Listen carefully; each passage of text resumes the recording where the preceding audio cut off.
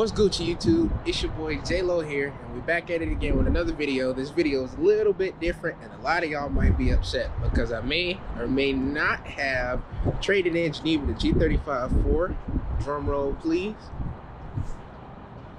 350Z.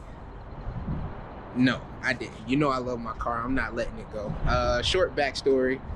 Geneva took a crap on me, had a tire go out on me, even though I readjusted the alignment. And this happened Saturday of last week at like 8 o'clock, so there were no tire shops open. Tire shops don't open on Sundays, so the closest place that I was to was my father's house. I told him about the situation. He threw me the keys to this, so I've been driving this for the last week, and I'm just coming to give y'all a simple video, just the similarities and differences of these two cars. So with that being said, y'all stay tuned. I love y'all, and let's get into it. Also, I'm a little lonely today. I left my boy AJ in the house. He's been off the chain lately, so until we kind of get that figured out, we're kind of limiting the amount of time that we like bring them out around other people. That's just a side note, but back to the video. So to start off, this is a 2004 Nissan 350Z 6-speed manual. This is the non-rev up version, of course. This is bone stock, completely unmolested. And I'm pretty jealous that my dad got his hands on this, because if it came by me before I found Geneva, I may or may not have jumped on it. But driving this car for a week, the thing that I can say first and foremost off the bat is the ride height. So I know these cars are very similar. They share a lot of the same parts, but it might just be me. It feels like this 350 sits a lot lower than my G35. Which is a good and a bad thing. It's bad because given that I'm about 6 feet tall, mostly legs, it's a pain in the butt to get in and out of this car every day. It's not daily driver friendly. But I can say that also, since it's closer to the ground, I feel like it does handle a lot better than my G35. My G35 has upgraded suspension all the way around.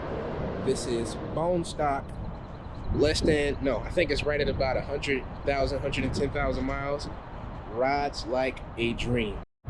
Don't shoot the messenger either, but I feel like this right here is more of a chick car, or a chick magnet per se. I get a lot more attention driving this than I do my G35, which I'm not mad at, but you can't replace my baby. This is a cool car and all, but it's nothing like my baby. By the way, she is, I'm going to get her today. I might record the process, but the issue that I'm having with that engine, I think we may have found it and found a person to do it, so y'all stay tuned for that video in the near future. Also, you can see that this is the, like I mentioned earlier, the regular DE. This is the non-rev up version, and I can say that I do really like this. Not to say that the rev ups aren't better, because in theory they are, but I feel like these require a lot less maintenance when it comes to wrenching on your cars every day. Also too, with the DE rev up having more power, this still isn't a slouch.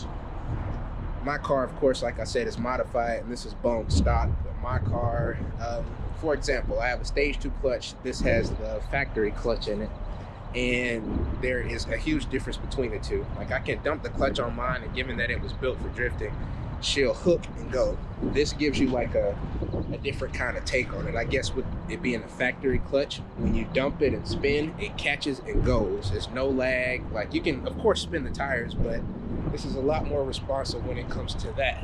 And another thing too about these cars is the cockpit. So sitting in here, this is a lot more sportier than the G35. The G35, of course, is supposed to be the luxury version of this car, but you have trade-offs in each. Like, there are some good things about this car, there are some good things about the other car, but as far as drivability and the look of it, this is a lot more sportier than my G35.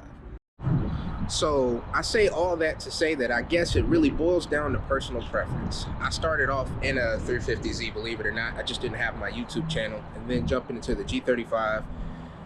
It was a little bit of a jump for me, but it was something I was able to adjust to. But like I said, it's more or less personal preference. As far as videos too, sorry I've been lacking. I let you guys know about the car already and everything that's going on with it. So content has slowed down, but if y'all really rocking with your boy, how you say you're rocking with your boy, content will be back and better than ever soon. We did find the problem with the car, and we did find someone who said that they are able to fix it. So cross your fingers. Luckily, that video will be coming soon, hopefully. Then we can get back into mass producing content for Geneva and get it rolling. But until then, you feel me? I love y'all.